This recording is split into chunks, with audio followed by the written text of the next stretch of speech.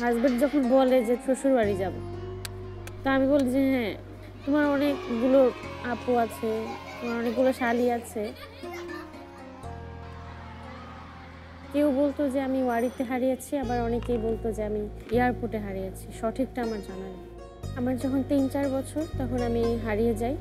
এক ভদ্রলোক পেয়ে আমাকে আঞ্জুমান উহুদুল ইসলামে নিয়ে আসে। তো এখানেই আমি ছোট থেকে বড় হই। আসলে সম্পর্কটা আমি জানি না, এই জন্য আমি খালাদের মা ডাকতাম, বড় আপুদের মা ডাকতাম। যখন বুঝলাম অথবা জানতে শিখলাম যে আসলে বাবা মা বলতেও কিছু আছে, তো যখন জানতে পারি তখন আমার খুবই কষ্ট হয়। মনে হতো যে আমার যদি থাকতো তাহলে আমিও ওনাকে ডাকতে পারতাম।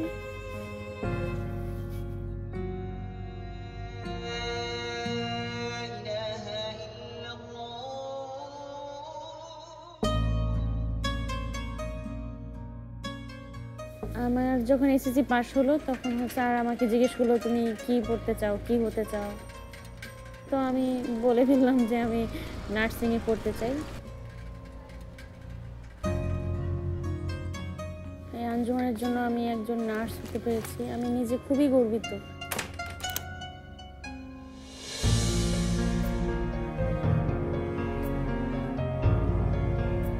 আমি ওনাদের চিনি না, জানি না, কিন্তু তারপরে ওনারা সুস্থ হয়ে বাসায় যাচ্ছে, তখন আবার দোয়া দিয়ে যাচ্ছে। এটা আমার কাছে অনেক বড় পাওয়ার কি।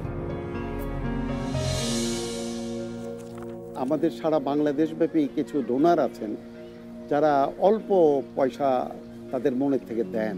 এরা কিন্তু আমাদের সাথে কানেক্ট করতে পারছিল না, কারণ তাদের ঢাকায় এসে বা এখানে এসে দেওয়াটা সম্ভব না। বিকাশের মাধ্যমে যেটা সম্ভব হয়েছে, এই লেভেলের অসংখ্য ডোনারকে এটা কানেক্ট করেছে আমাদের সাথে।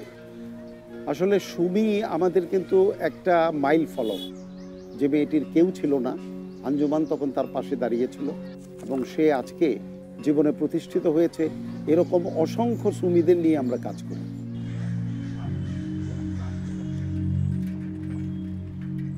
আঞ্জুমানের পেছনে সবচেয়ে বড় জিনিসটা হচ্ছে জনগণ। আসলে আমি একজন সুমি নার্স হয়ে বের হয়েছি, আরও হাজারো সুমি বের হবে যারা ডাক্তার, ইঞ্জিনিয়ার, অনেক বড় বড় কিছু হতে পারবে। আসলে বাবা মা নাই তো কি হয়েছে, কিন্তু এই 18 কোটি মানুষ তো আছেন, এতেই যথেষ্ট।